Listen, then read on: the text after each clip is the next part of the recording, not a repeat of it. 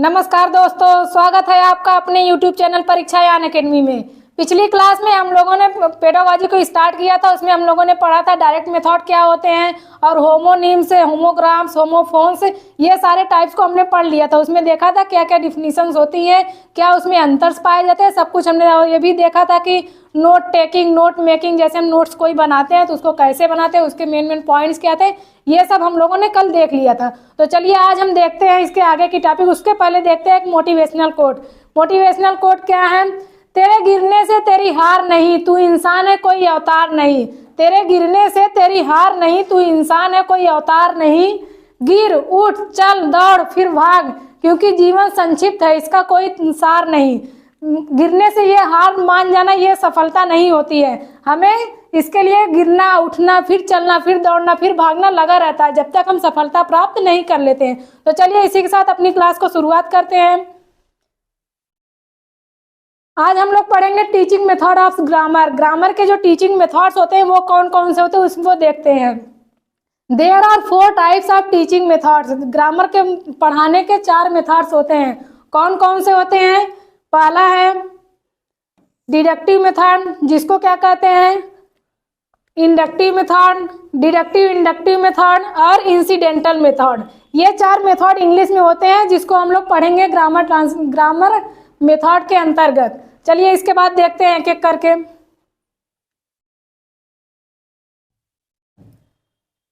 इसके बाद अगला है डिडक्टिव मेथड। इसका क्या है? This method the teacher usage A grammatical text book. इसमें एक टेक्स्ट बुक का यूज करते हैं। फिर उसके बाद क्या करते हैं? He tells he student rules. पहले इसमें नियम को बताते हैं, डिफिनीशंस बताते हैं एंड एक्सप्लेन करते हैं।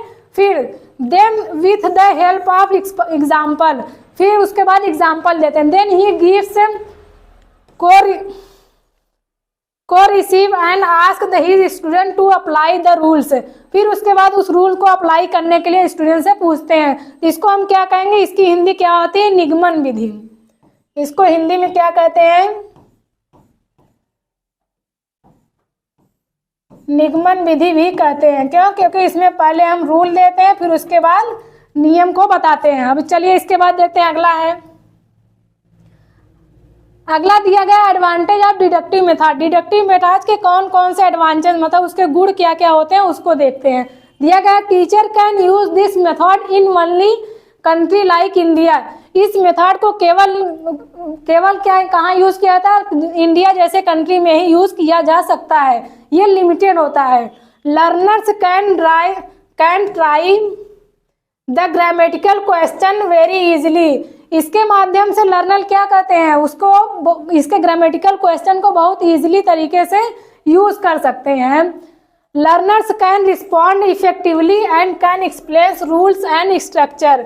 जो सीखने वाले होते हैं इसको अच्छे से क्या इफेक्टिवली समझ सकते हैं, इसको एक्सप्लेन कर सकते हैं, इसके रूल को फॉलो कर सकते हैं और इसके स्ट्रक्चर को समझ सकते हैं। इसके बाद यह disadvantage of the deductive method. Deductive method के क्या बुराइयां होती हैं, क्या उसमें कमियां होती हैं उसको देखते हैं। जैसे दिया गया this method can't develop communicative ability among the student. इस मेथड के अंतर्गत कोई भी कम्युनिकेटिव मतलब कोई भी संचार हम जो कम्युनिकेशन करते हैं, एक दूसरे संप्रेषण करते हैं, उस एबिलिटी को नहीं विकसित किया जा सकता है स्टूडेंट के बीच। अगला दिया गया है द लर्नर्स आर इनएक्टिव। इसमें लर्नर्स क्या होते हैं? जो सीखने वाले क्या होते हैं? वो निष्क्रिय होते हैं, इनएक्टिव होते हैं। ड्यूरिंग क्लासरूम टीचिंग, जब क्लास में इस विधि के द्वारा पढ़ाया जाता है तो लर्नर्स एकदम इनएक्टिव होते हैं, निष्क्रिय बैठे रहते हैं। टीचर जितने भी रूल्स बताते हैं उस रूल्स को फॉलो करके तब उसके बाद अपना कार्य करते हैं। इसमें अधिकतर क्या होता है? इनएक्टिव स्टूडेंट बैठे रहते हैं। This method is not child centre but teacher centre. ये मेथड क्या है? चाइल्ड सेंटर नहीं है बल्कि क्या है? टीचर सेंटर है। जबकि हमारे एनसीएफ में कहा गया है शिक्षा क्या होगी? बालक केंद्रित होनी चाहिए। यहाँ पे क्या है?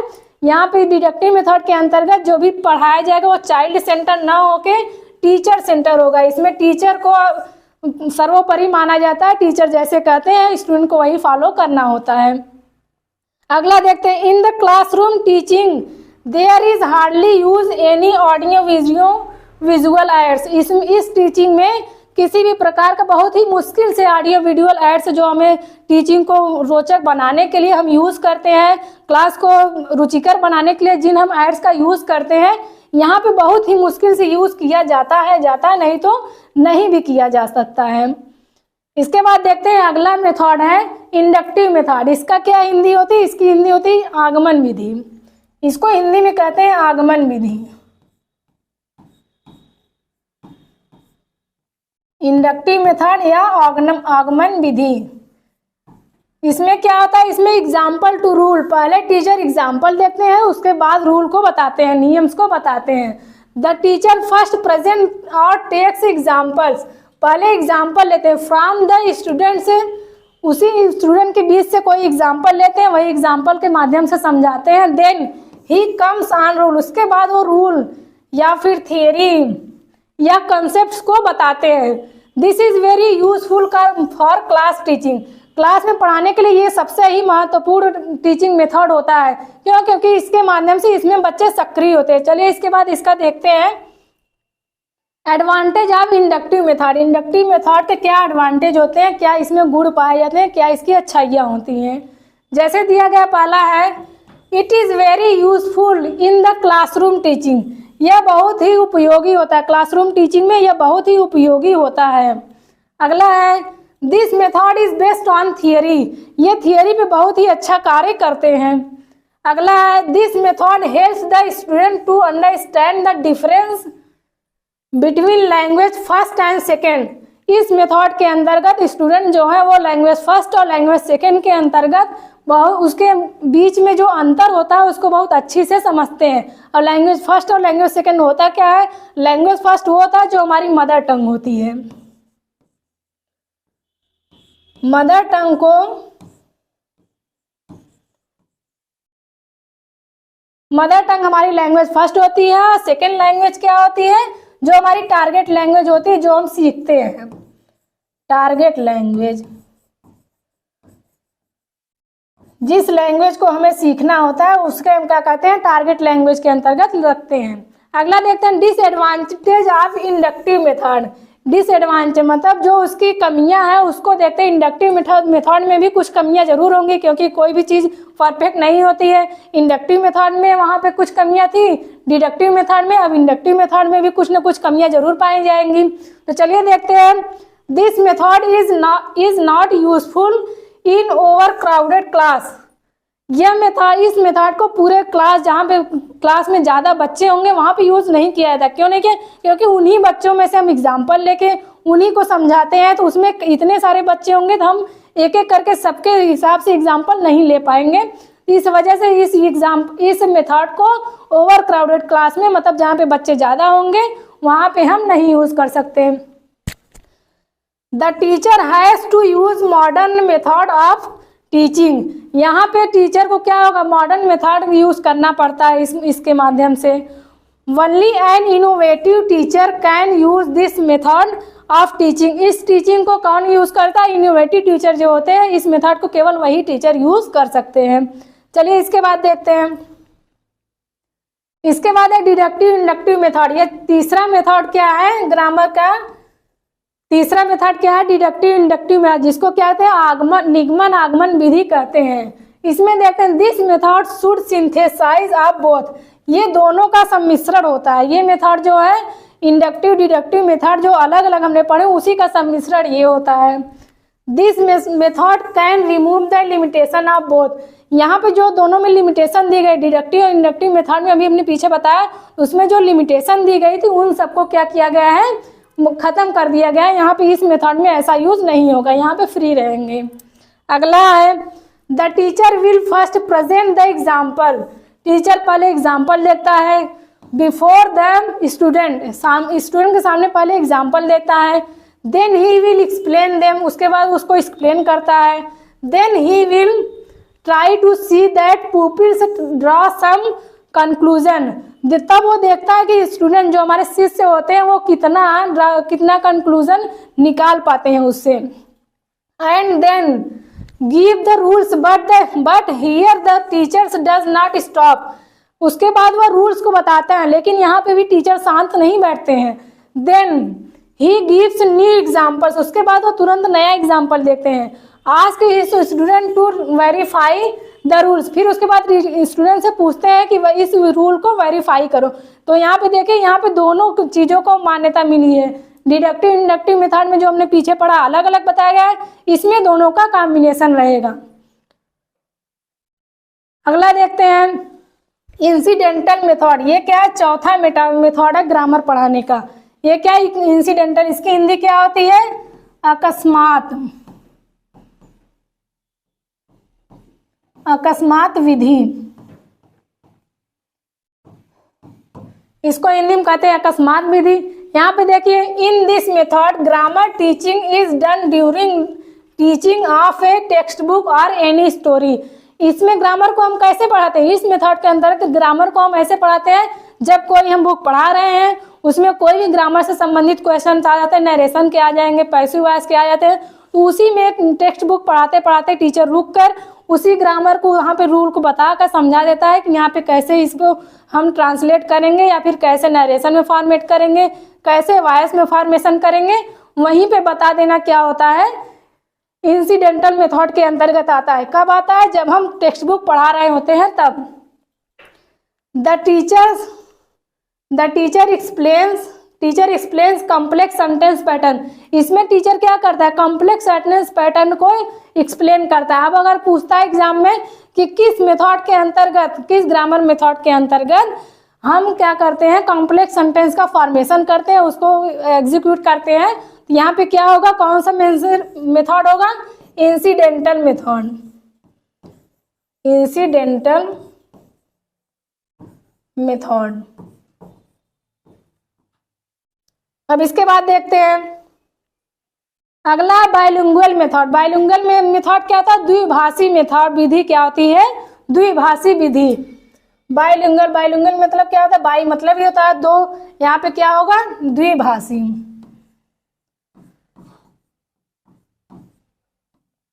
विधि। इस मेथड में देखते हैं क्या क्या होता है।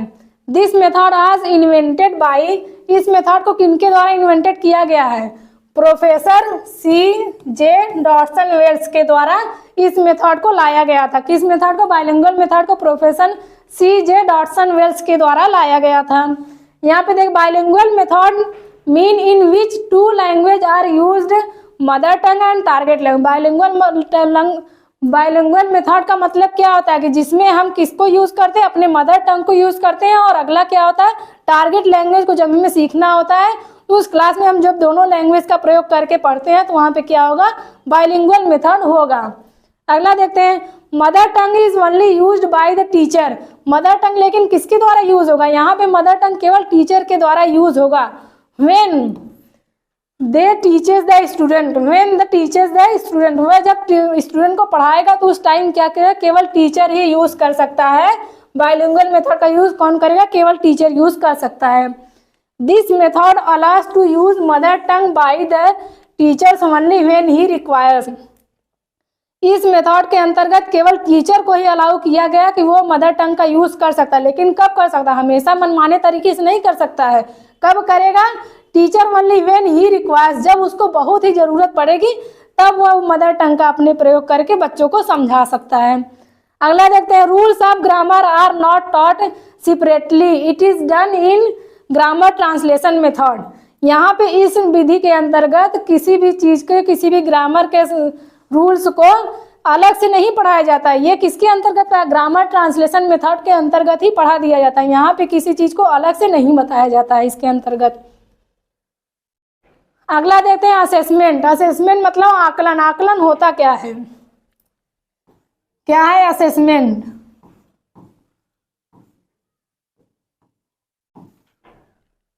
आकलन, आकलन कितने प्रकार के? अगर पूछा गया कि आकलन कितने प्रकार के होते हैं तो हम बताएंगे दो प्रकार के। कौन कौन से होते हैं? फॉर्मेटिव असेसमेंट और सबमेटिव असेसमेंट।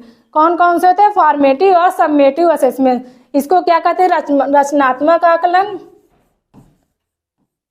रचनात्मक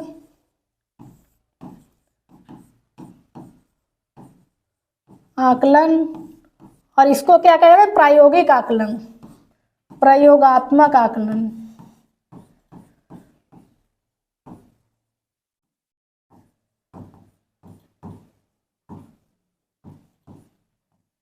आकलन कितने प्रकार के होते हैं? तो आकलन मतलब असेसमेंट 2 प्रकार के होते हैं। कौन कौन से?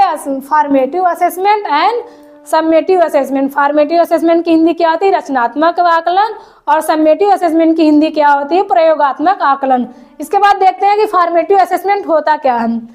Teacher can understand and assess the learners ability. इसके माध्यम से टीचर क्या करता है? लर्निंग की एबिलिटी को, लर्नर की एबिलिटीज को समझता है। आप पुपिल्स, यहाँ पे पुपिल्स की एबिलिटी को वो समझता है।